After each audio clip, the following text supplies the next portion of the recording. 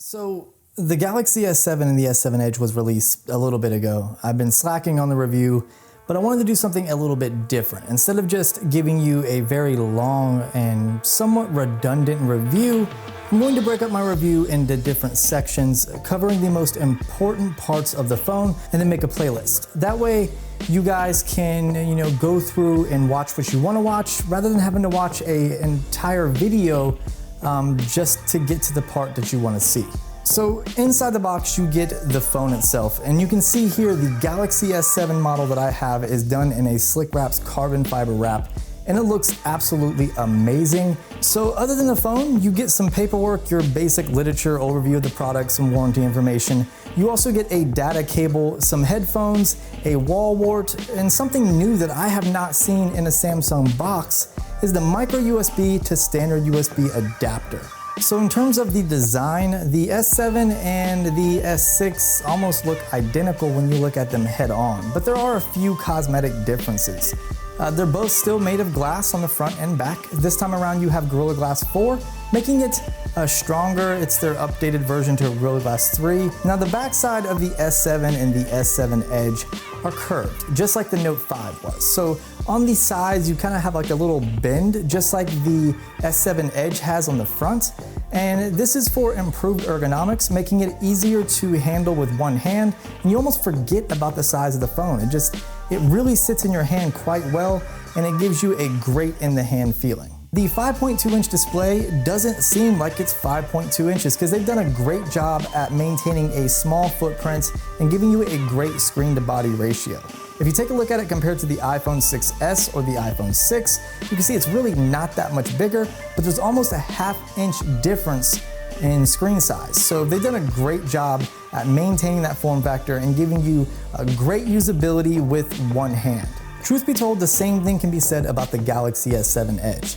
Now last year, the Edge Plus was around 5.7 inches, and they still might make an Edge Plus, but as for the Galaxy S7 Edge, you're looking at a 5.5-inch display, and if you put it right up against the iPhone 6s Plus, it's phenomenal how good of a job Samsung has done at keeping such a large display in such a small body. The S7 Edge, because it has that waterfall display or that curved display, you tend to get some distortion around the edges when you're watching a YouTube video or playing a game. Now, if you like that effect, it's not really gonna bother you. You're probably gonna look right past it and you're not even gonna notice it.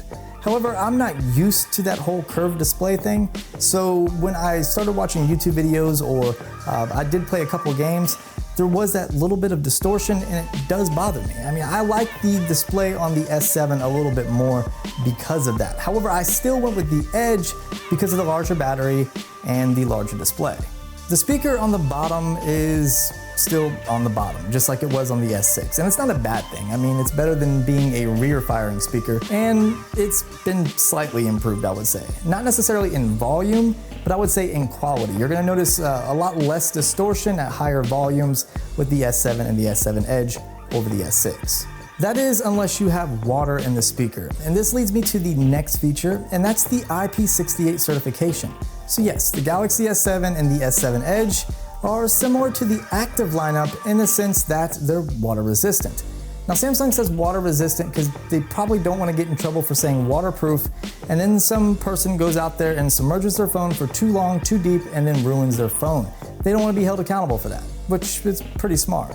The camera now sits flush, so it doesn't protrude as much as it did in the previous years, meaning that it pretty much lays flat on a table and you don't have to worry about that lens getting damaged.